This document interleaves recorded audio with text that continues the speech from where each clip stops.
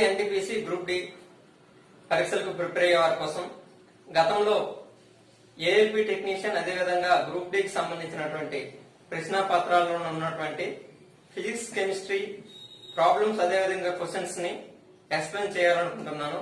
దాంట్లో భాగంగానే ఈ వీడియో మీకు పెడుతున్నాను. ఓకే, ప్రాబ్లం చెప్తాను, దానికి ఎక్స్ప్లెనేషన్ కూడా ఇస్తాను. నీట్ గా వినండి, ఫస్ట్ నుండి లాస్ట్ వరకు వీడియోని స్కిప్ చేయకుండా. ఓకే, మా ఛానల్ మీ ఫ్రెండ్స్ కూడా షేర్ చేయండి.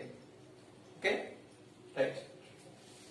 ఫస్ట్ ప్రాబ్లం 0.8 వోల్టుల నుండి 1.6 కులుంబుల ఆవేశాన్ని కదిలించేందుకు అవసరమయ్యే వర్క్ డన్ ని జౌల్స్ లో కనుగొనండి అన్నాడు. 0.8 వోల్టుల నుండి 1.6 కూలుంబుల ఆవేశాన్ని కదిలించేందుకు అవసరమయ్యే వర్క్ డన్ ని జౌల్స్ లో కనుగొనండి అన్నాడు. Option A 2, option B 0.5, option C 1.28, option D 2.56. ఇక్కడ మనకి ఒక విషయం తెలియాలి. వోల్ట్ అంటే ఏంటంటే పొటెన్షియల్ డిఫరెన్స్ ప్రమాణం. పొటెన్షియల్ భేదానికి ప్రమాణం ఏదమ్మా అంటే వోల్ట్ అని చెప్తాం. ఓకే, పొటెన్షియల్ భేదానికి ప్రమాణం ఏది? వోల్ట్. అయితే అసలు వోల్ట్ అంటే ఏంటంటే W బై క్యూ. W అంటే పని, వర్క్ అని అర్థం. క్యూ అంటే చార్జ్, ఆవేశము అని అర్థం. అంటే ప్రమాణ ధనావేశాన్ని ఒక బిందువు నుండి మరొక బిందువుకు తీసుకువెళ్ళడానికి జరిగినటువంటి పనిని అక్కడ వోల్ట్ అనేది సూచిస్తుంది. ప్రమాణ ధనావేశాన్ని, ఓకే, సమ్ చార్జ్ క్యూ, ఈ ఆవేశాన్ని ఒక బిందువు నుండి మరొక బిందువుకు తీసుకెళ్ళడానికి జరిగిన పని W. కాబట్టి W బై క్యూ అనేది వోల్ట్ ని సూచిస్తుంది, V అని చెప్పాం. So V is equal to W by Q అనమాట. ఇప్పుడు ఇచ్చినటువంటి డేటాను అనుసరించి మనకి V అనేది ఎంత ఇచ్చాడు? వోల్ట్. V అనేది 0.8 వోల్ట్లు ఇచ్చాడు. పొటెన్షియల్ డిఫరెన్స్ 0.8 వోల్ట్స్ ఇచ్చాడు. అదేవిధంగా కూలుంబ్ అనేటువంటి దేని ప్రమాణము? ఆవేశానికి ప్రమాణం. కూలుంబ్ అనే దేని ప్రమాణము? ఆవేశానికి ప్రమాణం. కాబట్టి charge Q is equal to 1.6. Okay, మనం ఏం చేయాలి? వర్క్ డన్ ని కనుగొమన్నాడు. కాబట్టి W ఈజ్ ఈక్వల్ టు ఏమవుతుందమ్మా? V ఇంటూ Q అవుతుంది. Okay, W is equal to V into Q. V is equal to 0.8 into 1.6. So multiply చేస్తే ఏమొస్తుంది? 1.28 వస్తుంది. 1.28. వర్క్ ప్రమాణం ఏది? జౌల్స్. కాబట్టి 1.28 joules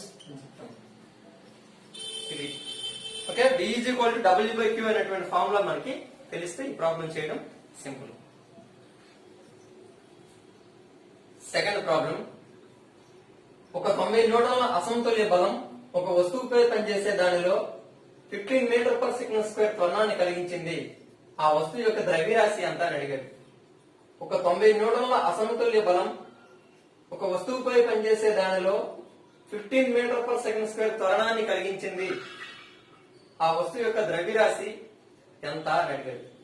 option A 15 kgs, option B 90 kgs, option C 6 kgs, option D 1.35 kgs అని ఇచ్చాడు.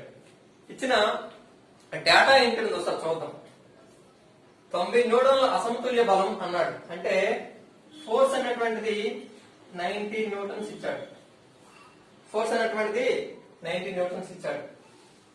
పనిచేసే దానిలో 15 మీటర్ పర్ సెకండ్ స్క్వేర్ త్వరణము అన్నాడు.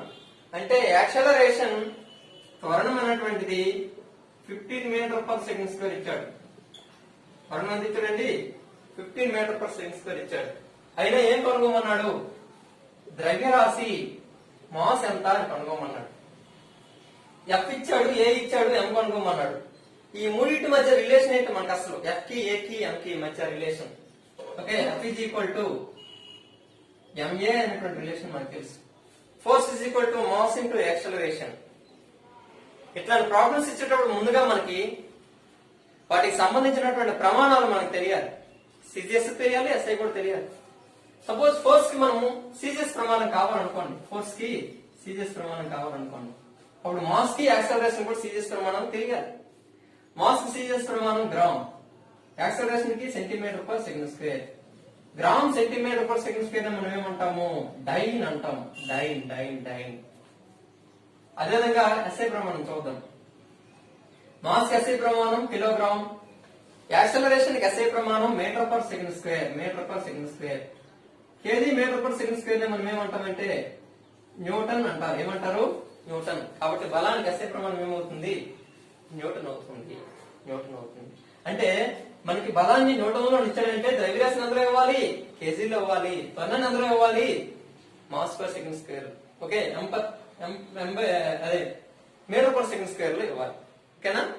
సో ఒకవేళ మనకి ఫోర్స్ డైన్ లో ఇచ్చాడు అనుకోండి, అప్పుడు మాస్ గ్రాములో ఇవ్వాలి, acceleration centimetre per second square లో ఇవ్వాలి. ఒకవేళ లోపల మనం చేంజ్ చేసుకోవాలి. కానీ ఇచ్చిన డేటాలో మనకి ఫోర్స్ న్యూటన్స్ లో ఇచ్చాడు, ఎస్ఐ ప్రమాణంలో ఇచ్చాడు. మాస్ అదేవిధంగా acceleration metre per second square లో ఇచ్చాడు, ఎస్ఐ ప్రమాణంలో ఇచ్చాడు. కాబట్టి వచ్చినటువంటి మాస్ కూడా ఎస్ఐ లోనే ఉంటుంది. ఓకే, ఇటువంటి చేంజెస్ చేయాల్సిన అవసరం లేదు, డైరెక్ట్ గా ప్రాబ్లం చేయొచ్చు. Right. From the equation F is equal to ma అన్నాడు. F is equal to ma అయినప్పుడు M is equal to ఏమవుతుంది? F by a అవుతుంది. F by a. F by a. So F value ఎంత? 90. A value ఎంత? 15. So 15 ఒకట్ల 15 అవర్ల. So mass is equal to 6 kgs. 6 kgs. Problem simple గా కనిపించవచ్చు, కానీ ఫార్ములా తెలియకపోతే చేయడం అనేది కష్టం. Next question. ఒక సమతల దర్పణం ద్వారా ఏర్పడిన ప్రతిబింబం ఎల్లప్పుడూ డాష్ గా ఉంటుంది అని అడిగాడు. ఒక ప్లెయిన్ మిర్రర్ ద్వారా ఏర్పడినటువంటి ఇమేజ్ అనేది ఎల్లప్పుడూ ఏ విధంగా ఉంటుంది అని అడిగాడు. ఆప్షన్ ఏ నిజా మరియు నిటారుగా, ఆప్షన్ బి నిజా మరియు తలకిందులు, ఆప్షన్ సి మిథ్యా మరియు తలకిందులు, ఆప్షన్ డి మిథ్యా మరియు నిటారు. ఇంగ్లీష్ లో real and erect option A, option B real and invert, option C virtual and invert, option D virtual and erect. కొన్ని టర్మ్స్ తెలుసుకోండి, తెలుగు ఇంగ్లీష్ తెలుసుకోవడంలో తప్పలేదు. నిజ ప్రతిబింబాన్ని రియల్ ఇమేజ్ అంటారు ఇంగ్లీష్ లో. నిజ ప్రతిబింబాన్ని రియల్ ఇమేజ్ అంటారు. మిథ్యా ప్రతిబింబాన్ని వర్చువల్ ఇమేజ్ అంటారు. నిటారు ప్రతిబింబాన్ని ఎరెక్ట్ ఇమేజ్ అంటారు. తలకిందులు దాన్ని ఇన్వర్ట్ అంటారు. ఇన్వర్ట్. అయితే ఈ క్వశ్చన్ కాన్సెప్ట్ చేయడం సమ్ బేసిక్స్ మనకు తెలియాలి. చూడండి ఒకసారి. సమతల దర్పణం అంటే మనం ఫేస్ చూసుకుంటాం కదా, ఆ ఫేస్ చూసుకున్నటువంటి మిర్రర్ మనం ప్లేన్ మిర్రర్ లేదా సమతల దర్పణం అని చెప్తాం. సమతల దర్పణానికి ఎదురుగా వెళ్ళి మనం నిల్చున్నాం అనుకోండి, మన తలపైకి కాలు కిందకి కనబడతాయి, అంతేగాని కాలు పైకి తల కిందకి కనబడదు కదా. అంటే సమతల దర్పణంలో ఏర్పడినటువంటి ప్రతిబింబం ఏ ప్రతిబింబము? నిటారు ప్రతిబింబం. Right, understand or not? సమతల దర్పణంలో ఏర్పడినటువంటి ప్రతిబింబం అనేది నిటారు ప్రతిబింబం. ఇందులో డౌట్ లేదు, నిటారు ప్రతిబింబం. అయితే ప్రతిబింబం అనేది రెండు రకాలు, ఇమేజ్ 2 types అన్నమాట. ప్రతిబింబం అనేది రెండు రకాలు. సో ఈ ప్రతిబింబం అనేది రెండు రకాలు, ఇమేజ్ అనేటువంటిది రెండు రకాలు. మొదటిది రియల్, రెండవది వర్చువల్. మొదటిది నిజ ప్రతిబింబం, రెండవది మిథ్యా ప్రతిబింబం. మొదటిది నిజ ప్రతిబింబం, రెండవది మిథ్యా ప్రతిబింబం. Okay, real and virtual. What is meant by real image and what is meant by virtual image అని మనకు తెలియాలి. రియల్ ఇమేజ్ అంటే తెరపైన పట్టగలిగేది, we can obtain on the screen అని అర్థం. we can catch on the screen అని అర్థం. తెరపైన పట్టగలిగేది నిజ ప్రతిబింబం, తెరపైన పట్టలేనిది మిథ్యా ప్రతిబింబం. అండర్స్టాండ్? ఒక ఫోటోగ్రాఫ్ ఉందనుకోండి, తెరపైన మనం పట్టగలం. ఇప్పుడు ఫోటో తీస్తే 100 సంవత్సరాల తర్వాత అయినా 200 సంవత్సరాల తర్వాత అయినా ఆ ఫోటోను మనం చూసుకోగలం, ఎందుకంటే దాని తెరపైన నువ్వు పట్టగలిగావు. సో తెరపైన పట్టగలిగావు కాబట్టి ఒక ఫోటోగ్రాఫ్ అనేటువంటిది నిజ ప్రతిబింబము అని చెప్పావు. కానీ ఎప్పుడో మీ తాతయ్య అద్దంలో తన ఫేస్ చూసుకున్నాడు అనుకోండి, ఆయన పోయిన తర్వాత కూడా అద్దంలో ఆయన యొక్క ప్రతిబింబం ఉండిపోద్దా? ఉండదు కదా. ఎందుకంటే ఆయన యొక్క ప్రతిబింబాన్ని అద్దంలోని శాశ్వతంగా ఉంచలేము, శాశ్వతంగా పట్టలేము. సో అద్దంలో ఏర్పడినటువంటి పట్టలేనటువంటి ప్రతిబింబం మిథ్యా ప్రతిబింబం అని చెప్తాం. సో సమతలదర్పణంలో ఏర్పడినటువంటి ప్రతిబింబం అనేది తెరపైన పట్టలేము కాబట్టి అది ఒక మిథ్యా ప్రతిబింబము అని చెప్తాం. ఏమి చెప్తాము? మిథ్యా ప్రతిబింబము. కాబట్టి సమతల దర్పణంలో ఏర్పడినటువంటి ప్రతిబింబము మిథ్యా ప్రతిబింబము మరియు నిటారు ప్రతిబింబము. మిథ్యా మరియు నిటారు ప్రతిబింబం. నెక్స్ట్ క్వశ్చన్, కింది వాణిలో ఉత్పన్న రాశి ఏది అన్నాడు. Which of the following is a derived quantity అన్నాడు.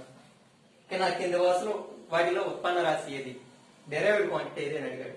ఆప్షన్ ఏ కాలము టైం, ఆప్షన్ బి లెంత్ పొడవు, ఆప్షన్ సి డెన్సిటీ సాంద్రత, ఆప్షన్ డి ద్రవ్యరాశి mass. Physical quantities are two types. భౌతిక రాశులు అనేవి రెండు రకాలు.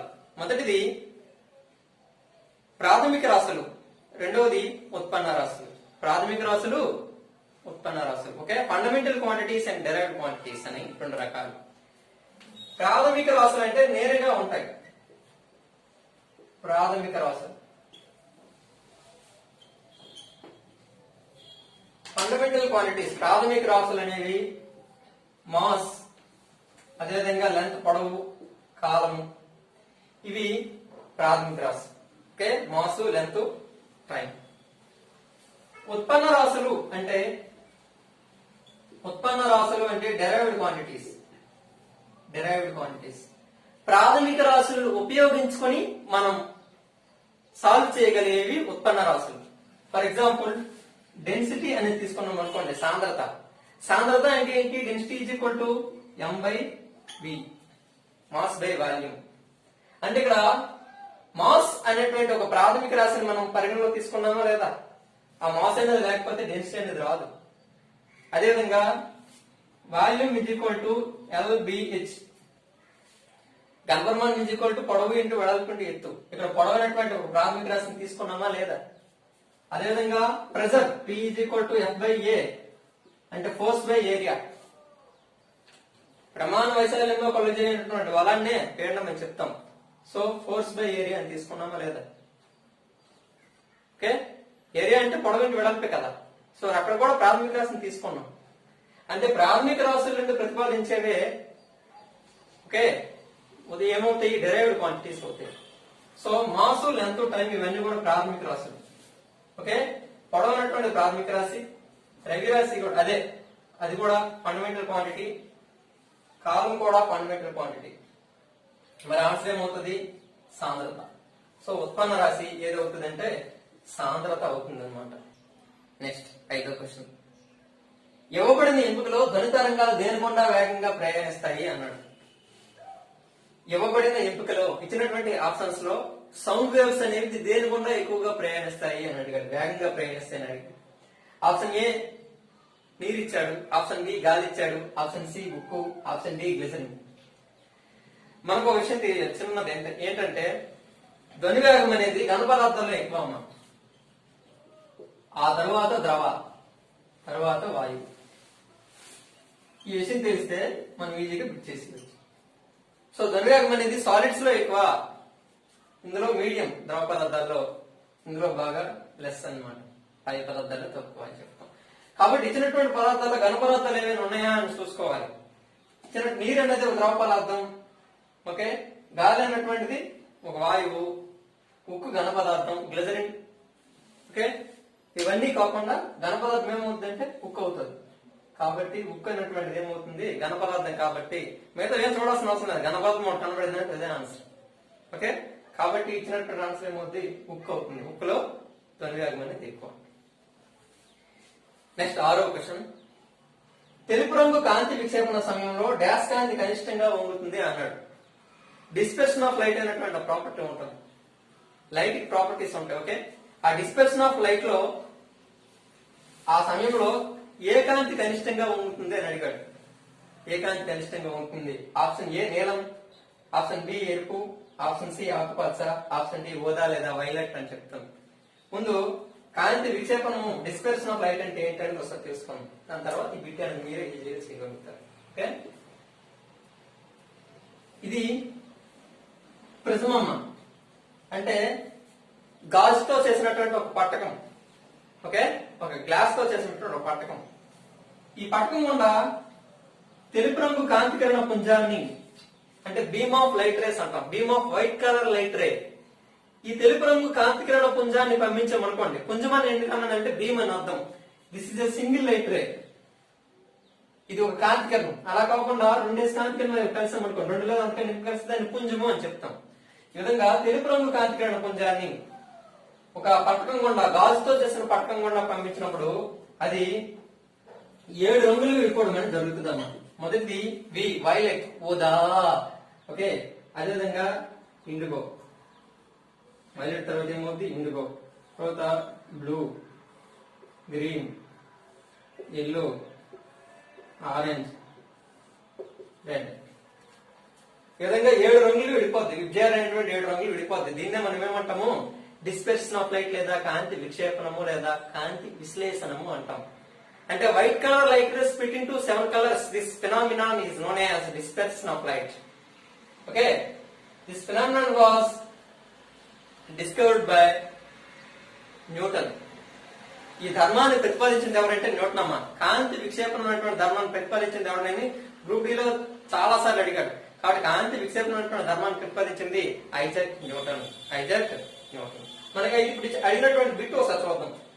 తెలుపు రంగు కాంతి విక్షేపణ సమయంలో డాష్ కాంతి కనిష్టంగా వంగుతుంది అన్నాడు.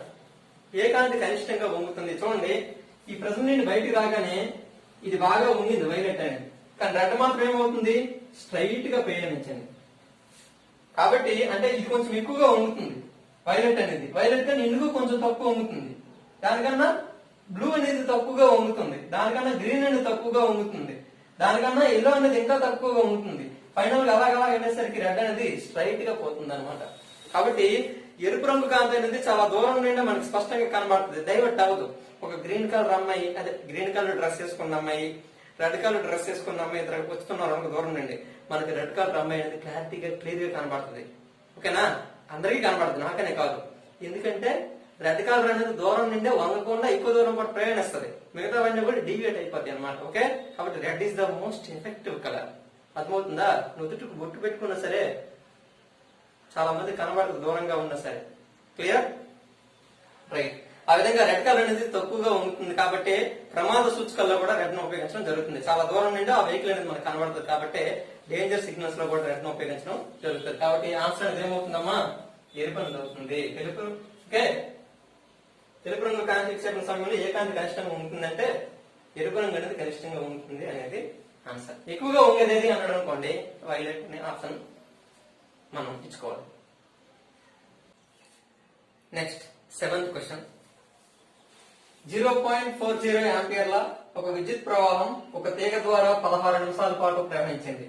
అప్పుడు ఈ సమయంలో లోహపు తీగ అడ్డుకోత గుండా ప్రవహించే విద్యుదావేశం ఎంత ఉంటుంది అని అడిగాడు.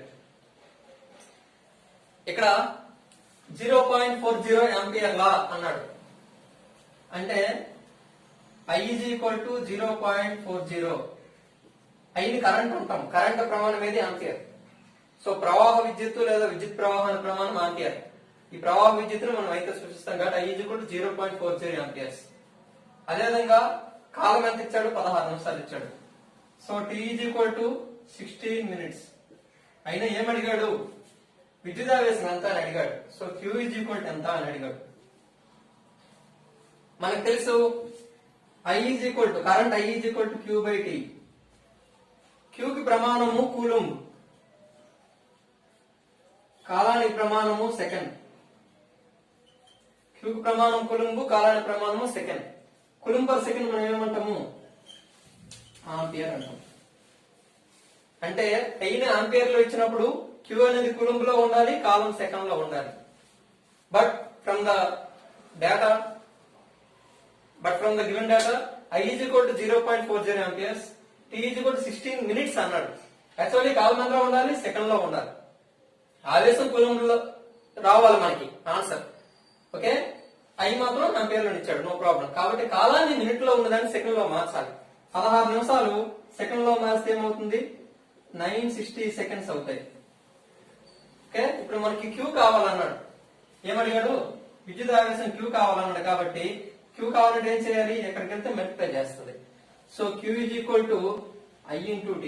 Q is equal to I into T.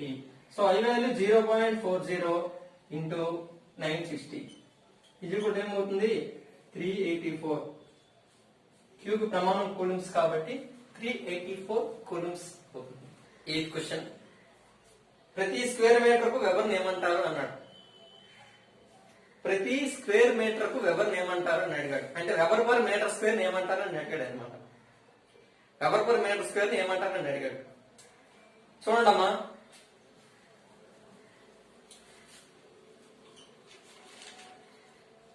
Magnetic flux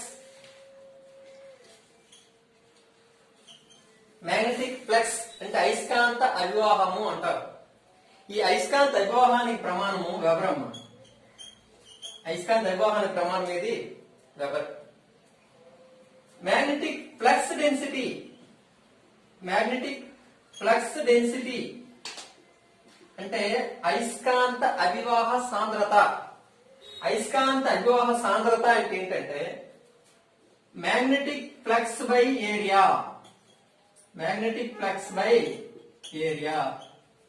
అంటే అయస్కాంత అవివాహము బై వైశాల్యము. అయస్కాంత అవివాహము బై వైశాల్యాన్ని మనం ఏమంటాము అంటే ప్రమాణ వైశాల్యంలో గల అయస్కాంత అవివాహాన్ని మనము అయస్కాంత అవివాహ సాంద్రత, మ్యాగ్నెటిక్ ఫ్లక్స్ డెన్సిటీ అంటారు. ఆ విధంగా మ్యాగ్నెటిక్ ఫ్లక్స్ యూనిట్ ఏమన్నాము? వెబర్. ఏరియాకి మీటర్ స్క్వేర్. సో ఈ వెబర్ పర్ మీటర్ స్క్వేర్ మనం ఏమంటామంటే టెస్లా అంటారు. ఏమంటారు? టెస్లా. ఓకేనా? కాబట్టి వెబర్ పర్ మీటర్ స్క్వేర్ ఏమంటాము? టెస్లా. ఈ టెస్లా దేనికి ప్రమాణం అని కూడా చెప్పాను. మ్యాగ్నెటిక్ ఫ్లక్స్ డెన్సిటీ, అయస్కాంత అవివాహ సాంద్రతకి ప్రమాణం అన్నమాట. Okay, next 9th bit. Electrical బల్బులు సాధారణంగా క్రియారహితమైన డాష్ వాయువులతో నింపబడతాయని అడిగాడు. Option A nitrogen and oxygen, option B nitrogen and carbon dioxide, option C nitrogen and argon, option D nitrogen and carbon monoxide. దీనికి answer nitrogen and argon. ఎందుకు nitrogen and argon చేత electrical బల్బులు అనేవి fill చేయబడతాయి అంటే మనకి electrical బల్బుల్లో టంగస్టోన్ ఫిల్మెంట్ ఉంటుంది. టంగస్టోన్ ఫిల్మెంట్ దాని యొక్క సింబల్ లాటిన్ సింబల్ ఏమంటుందంటే వోల్ఫ్రమ్ అంటాం. లాటిన్ లాంగ్వేజ్ లో, లాటిన్ భాషలో వోల్ఫ్రమ్ అంటాం. Symbol W. ఓకే, టంగస్టోన్ యొక్క అటామిక్ నెంబర్ 74 అమ్మ. టంగస్టోన్ యొక్క అటామిక్ నెంబర్ అంతా 74. ఆవర్తన పట్టికలో 74 నెంబర్. అయితే ఆ టంగస్టోన్ అనేటువంటి ఒక లోహం, ఒక మెటల్. కాబట్టి జనరల్ గా మెటల్స్ కి ఆక్సిజన్ తో రియాక్ట్ అయ్యి రస్టింగ్ ప్రాపర్టీ అంటే తుప్పు పట్టేటువంటి స్వభావం అనేది ఉంటది. కాబట్టి తుప్పు పట్టకుండా ఉండాలి అంటే కెమికల్లీ ఇనాక్టివ్, చర్య జరపనటువంటి వాయువులు ఉండాలి. ఆ విధమైనటువంటి లక్షణం జడవాయువులకు ఉంటుంది, అదేవిధంగా నైట్రోజన్ కూడా ఉంటుంది. సో నైట్రోజన్ ఏ విధంగా కూడా లోహాలతో చర్య జరపదు, కాబట్టి ఆ లోహం అనేది పాడైపోదు, అంటే టంగస్టన్ పాడైపోదు. నెక్స్ట్ అమ్మా 10th బిట్. ఇది ఒక ప్రాబ్లం. 60 కిలోల బరువు కలిగిన ఒక వస్తువు అంగారక గ్రహం మీద 222 న్యూటన్ల బరువు ఉంటుంది. గురుత్వాకర్షణ కారణంగా అంగారకుల మీద త్వరణం ఎంత అని అడిగాడు.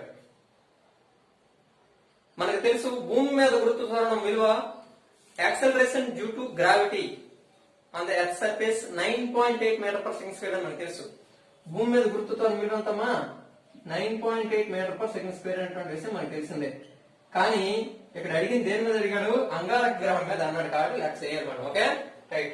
60 కిలోల బరువు కలిగిన ఒక వస్తువు అంగారక గ్రహం మీద 222 న్యూటన్ల బరువు ఉంటుంది.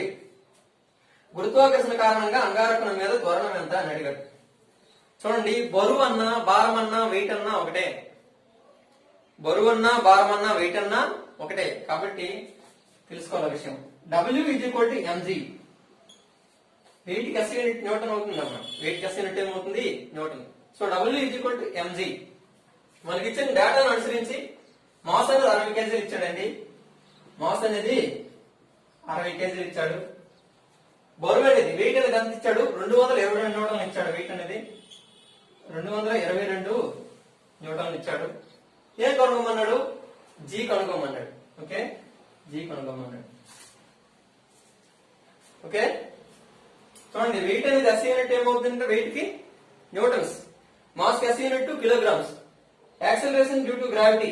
ఓకే, స్మాల్ g కి అంటే metre per second square SI units. So కాబట్టి ఇచ్చినటువంటి ఆన్సర్ కూడా మీటర్ పర్ సెకండ్ స్క్వేర్ లోనే రావాలి. మీటర్ పర్ సెకండ్ స్క్వేర్ లో రావాలి అన్నమాట. Okay, right. ఇప్పుడు జీ వాల్యూ మనకు కావాలి కాబట్టి ఏం చేస్తాము W/M అవుతుంది అనమాట. జీ వాల్యూ ఏమవుతుంది W/M. సో వెయిట్ 222, మాస్ అనేది 60. కాబట్టి 3 7ల 3 4ల 3 20ల 2 10ల 2 37ల అంటే ఎంత అవుతుంది 3.7 metre per second square. 3.7 metre per second square. So W/mg అనే ఫార్ములా తీస్తే సింపుల్. ఇవి ఈ ఎపిసోడ్ కి సంబంధించినటువంటి ఫిజిక్స్ గత ఆర్ఆర్బి ఎన్టీపీసీ గ్రూప్ డి లో ఇచ్చినటువంటి అదేవిధంగా ఏఎల్పి టెక్నీషియన్ ఇచ్చినటువంటి ప్రశ్నలు. ఇట్లాంటి వీడియోస్ మీకు మరిన్ని కావాలనుకుంటే మా ఛానల్ ని సబ్స్క్రైబ్ చేసుకోండి. మీరు ఎంతమందికి షేర్ చేస్తే ఎంత సబ్స్క్రైబర్స్ పెరిగితే నాకు చెప్పడానికి కూడా అంత ఆసక్తి ఉంటుంది. మీరు నన్ను మోటివేట్ చేసినట్టు ఉంటుంది. Okay, thank you for watching this video. Please subscribe and share.